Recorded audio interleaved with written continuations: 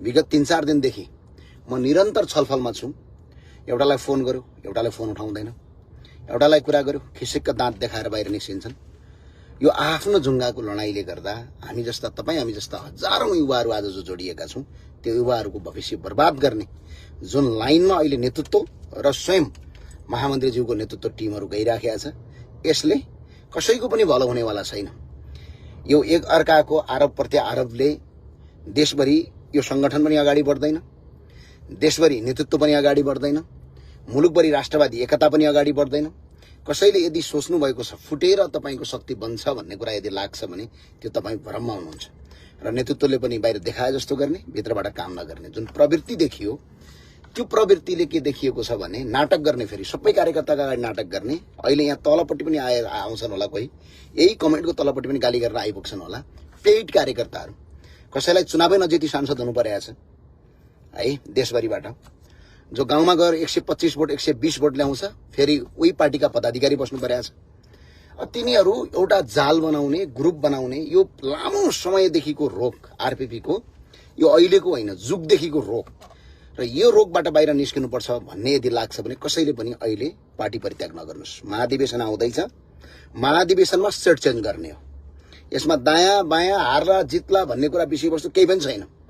तपाई सबैलाई अपील गर्न चाहन्छु, म अनुरोध गर्न चाहन्छु, व्यापक सुधार गरेर जाने हो, धेरैभन्दा धेरै सुधार गरेर जाने हो। यसमा दायाँ बायाँ तल माथि भन्ने कुरै हुन्न, किनभने हामी वाक्क भइसक्यौं कहिलेसम्म झगडा मिलाउने। मैले आज पनि म तपाईलाई ठोकेर भन्न सक्छु यो सामाजिक सञ्जालबाट, किन सामाजिक सञ्जालमा गयो त यसले पार्टीमा कुरा गरेर नगरेर भने पार्टीमा कतिपल्ट छलफल गरियो।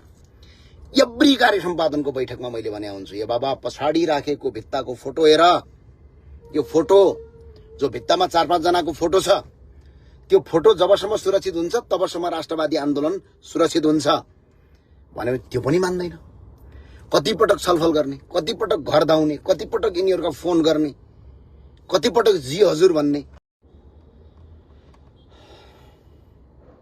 सबैलाई नमस्कार छ। आज म बाध्यता भएरै म फेसबुक लाइभमा आउँदैछु। म विशेष गरेर यो राष्ट्रवादी आन्दोलनमा सहभागी हुने दाजुभाइ दिदीबहिनीहरू र अझ विशेष गरेर यसलाई कुरा गर्ने हो भने रापरपाका समर्थक शुभचिन्तकहरू, नेता तथा कार्यकर्ताहरूका लागि म आज फेसबुक लाइभ आइरहेको छु। यो मेरो बाध्यात्मक स्थिति भएर पनि आइराखेको छु। तपाई सबैलाई मेरो नमस्कार छ र 10औंलाई जोडी बिन्ती पनि छ। यो समय टुट्ने र फुट्नेको होइन, यो समय जुट्नेको हो। त्यो भएको हुनाले म अहिले यो भिडियो सन्देश मार्फत यदि सबै राष्ट्रवादी साथीहरू सबैको माझमा यो यदि भिडियो सन्देश जाओस् भन्ने चाहनुहुन्छ भने कृपया यो भिडियो सन्देशलाई सबैतिर धेरैभन्दा धेरै ठाउँमा चाहिँ पुर्याइदिनका लागि पनि अपिल गर्छु। यसलाई शेयर गरिदिनु होला। धेरैभन्दा धेरै कार्यकर्ताको र नेता तथा कार्यकर्ता शुभचिन्तकहरू, राष्ट्रवादीका शुभचिन्तकहरूको मोबाइलमा पुगोस्, त्यो अपिल गर्न चाहन्छु म दाजुभाइ हो। बाध्यता भएर म अहिले बिहान झन्डै 10 बज्न लाग्यो, म आउँदैछु। विगत 3-4 दिनदेखि म निरन्तर छलफलमा छु। एउटालाई फोन गर्यो, एउटाले फोन उठाउँदैन, एउटालाई कुरा गर्यो खिसिक्क दाँत देखाएर बाहिर निस्किन्छन्। यो आफ्नो जुङ्गाको लडाईँले गर्दा हामी जस्ता तपाईँ हामी जस्ता हजारौं युवाहरू आज जो जोडिएका छौं त्यो युवाहरूको भविष्य बर्बाद गर्ने जुन लाइनमा अहिले नेतृत्व र स्वयं महामन्त्रीज्यूको नेतृत्व टिमहरू गइराखेका छ, यसले कसैको पनि भलो हुनेवाला छैन। यो एक अर्काको आरोप प्रत्यारोपले देशभरि यो संगठन पनि अगाडि बढ्दैन, देशभरि नेतृत्व पनि अगाडि बढ्दैन, मुलुकभरि राष्ट्रवादी एकता पनि अगाडि बढ्दैन। कसैले यदि सोच्नु भएको छ फुटेर तपाईको शक्ति बन्छ भन्ने कुरा यदि लाग्छ भने त्यो तपाई भ्रममा हुनुहुन्छ र नेतृत्वले पनि बाहिर देखाए जस्तो गर्ने, भित्रबाट काम नगर्ने जुन प्रवृत्ति देखियो त्यो प्रवृत्तिले के देखिएको छ भने नाटक गर्ने, फेरि सबै कार्यकर्ताका अगाडि नाटक गर्ने। अहिले यहाँ तलपट्टि पनि आउँछन् होला, कोही यही कमेन्टको तलपट्टि पनि गाली गर्न आइपुग्छन् होला। पेड कार्यकर्ताहरू, कसैलाई चुनावै नजिती सांसद हुनु परेको छ है देशभरिबाट, जो गाउँमा गएर 125 भोट 120 भोट ल्याउँछ, फेरि उही पार्टीका पदाधिकारी बस्नु परेको छ। तिनीहरू एउटा जाल बनाउने, ग्रुप बनाउने, यो लामो समयदेखिको रोग आरपीपी को, यो अहिलेको होइन जुगदेखिको रोग, र यो रोगबाट बाहिर निस्किनुपर्छ भन्ने यदि लाग्छ भने कसैले पनि अहिले पार्टी परित्याग नगर्नुस्। महाधिवेशन आउँदैछ, महाधिवेशनमा सेट चेन्ज गर्ने हो। यसमा दायाँ बायाँ हार्ला जित्ला भन्ने कुरा विषयवस्तु केही पनि छैन। तपाईँ सबैलाई अपिल गर्न चाहन्छु, म अनुरोध गर्न चाहन्छु, व्यापक सुधार गरेर जाने हो, धेरैभन्दा धेरै सुधार गरेर जाने हो। यसमा दायाँ बायाँ तल माथि भन्ने कुरै हुन्न, किनभने हामी वाक्क भइसक्यौँ कहिलेसम्म झगडा मिलाउने। मैले आज पनि म तपाईँलाई ठोकेर भन्न सक्छु यो सामाजिक सञ्जालबाट, किन सामाजिक सञ्जालमा गयो त यसले पार्टीमा कुरा गरेर नगरेर भने पार्टीमा कतिपटक छलफल गरियो।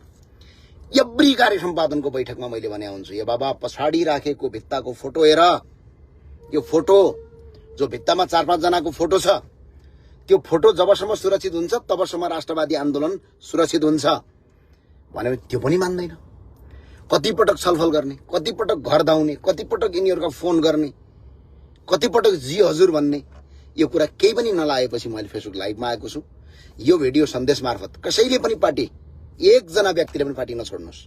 महाधिवेशन हुन्छ, महाधिवेशन स्वतन्त्र रूपमा गरिन्छ, पार्टी अध्यक्षको नेतृत्वबाट महाधिवेशन हुँदैन। स्पष्टका साथ हामीले भनेका छौं, महाधिवेशन आयोजक समिति बन्छ। महाधिवेशन आयोजक समितिको नेतृत्व जसले अबको पार्टीको अध्यक्षको उम्मेदवार र नेतृत्वको उम्मेदवार बन्दैन, त्यो व्यक्तिलाई तोकेर जसलाई बनाए पनि हुन्छ।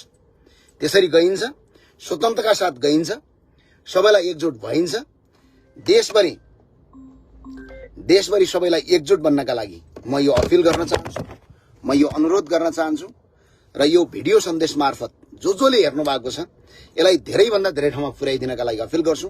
र मेरो एउटा मात्रै तपाईहरुलाई अपिल छ, एउटा मात्रै अनुरोध के छ भने यो पार्टीमा युवाहरू पनि छन् है। यो पार्टीमा एमालेसँग सहकारी नगरेर जित्ने मान्छेहरू पनि छन्। यो पार्टीमा आज पनि यो पार्टीमा देशभरि तपाईको रगत बगाउने, पसिना बगाउने, आज यही पार्टीका लागि र यही संगठन र यही विचारका लागि भनेर आफ्नो जीवन कुर्बानी गर्ने मान्छे पनि छन् है। यो हामीले बिर्सिनु हुँदैन। आज यही पार्टीमा लागेर आजसम्म बिचारा एउटा गाउँको वडा अध्यक्ष हुन नसकेर, तर पनि आफ्नो सिद्धान्त नछोडेर आज यही पार्टीमा लागेर आज आफ्नो जीवन भविष्य बर्बाद गरेर आजसम्म पनि ढुकेर बसेको, आज पनि देशको राष्ट्रवादी आन्दोलनलाई साथ दिनुपर्छ, राष्ट्रिय एकता हुनुपर्छ, राष्ट्रवाद जीवित हुनुपर्छ भनेर बसेका मान्छेहरू छन्। यो कुरा चाहिँ पार्टीको नेतृत्वले पनि बुझ्नुपर्छ, अर्को संगठनले पनि बुझ्नुपर्छ। त्यो भएको हुनाले अहिले पनि मेरो अपिल छ, मेरो अनुरोध छ, कोही कसैले चिन्ता मान्ने होइन, छाती खोलेर ढुक्कका साथ महाधिवेशन गर्ने हो। अहिले जो व्यक्तिहरू र अहिले पनि भन्दैछु म पार्टीका महामन्त्रीज्यूलाई, धवल शमशेर राणाज्यूलाई, पार्टी अध्यक्ष राजेन्द्र प्रसाद लिङ्गदेनज्यूलाई, तपाईहरुसँग यदि साँच्चै मिल्ने कुरा हो, तपाईहरु एक अर्का बीचको त्यो नाटक जो मञ्चन भइराखेको छ जो सडकमा अहिले, यदि त्यो नाटक मञ्चन होइन भने ल म आउनु पर्ने कहाँ होला भन्नुस्, म आउँछु। तपाईहरुको कहाँ बोलाउनुहुन्छ? पार्टी कार्यालय बोलाउनुहुन्छ? घरमा बोलाउनुहुन्छ? म आउँछु, ल म तयार छु। ल बसौँ, आउनु, छलफल गरौँ, केमा समस्या भयो, कसरी जाने। र अहिले पनि म तपाईहरुलाई अपिल गर्न चाहन्छु के भने सबै दाजुभाइ तथा दिदीबहिनीहरूलाई सबैलाई मेरो अपिल के छ भने राष्ट्रवादी साथीहरूलाई, यो राष्ट्रवादी साथीहरू देशभरि हामीप्रति शुभचिन्तक राख्नेहरू कोही पनि नआत्तिनुस्, कोही पनि अप्ठ्यारोमा नपर्नुस्, एकजुट भएर जाने हो। दया माया केही पनि छैन। महाधिवेशन गर्ने हो, नयाँ नेतृत्व ल्याउने हो, जाने हो। यसमा दुई मतै छैन, यसमा तेरो मेरो भन्नु केही पनि छैन। स्पष्ट क्लियर भएर जाने हो, जेसुकै हुन्छ परिस्थिति बनाएर जाने हो, सफल हुने हो। हामीले आजसम्म नेतृत्वलाई सही बाटोमा अगाडि बढाउने कोसिस गरिरह्यौं। नेतृत्वले गर्यो गरेन यो तपाईहरुको कुरा हो। अब अरु साथीहरुलाई पनि कसैलाई पनि हामीले पिन्च गरेनौं र अब गर्दा पनि गर्दैनौं। र के छ र हो, जम्मा 5 सिट छ, यहाँ 182 सिट ल्याएका साथीहरु मिलेर गइराखेका छन् भने यो 5 सिटको मान्छे चाहिँ हामी मिल्न किन सक्दैनौं? त्यो भएको हुनाले तलमाथि केही पनि छैन। यो राजनीति रूपमा मनमुटाव हुन्छ, राजनीति रूपमा कुरा हुन्छ, राजनीति रूपमा सहकार्य हुँदैन, कहिलेकाहीँ एक अर्काको कुराकानी हुन्छ। यो चाहिँ डेमोक्रेसीको सबभन्दा राम्रो क्षण हो। तर हामी मिलेरै जानुपर्छ, एकजुट बन्नुपर्छ। कोही कसैले नि कार्यकर्ताले अहिले मनोबल नगिराए हुन्छ। तपाईहरु कसैले पनि तलमाथि नगर्दिनु होला। म यही अपिल गर्न चाहन्छु, महाधिवेशन आउँछ, महाधिवेशनमा डटेर जाने हो, लडेर जाने हो। हस्, जय राष्ट्रवाद, जय नेपाल।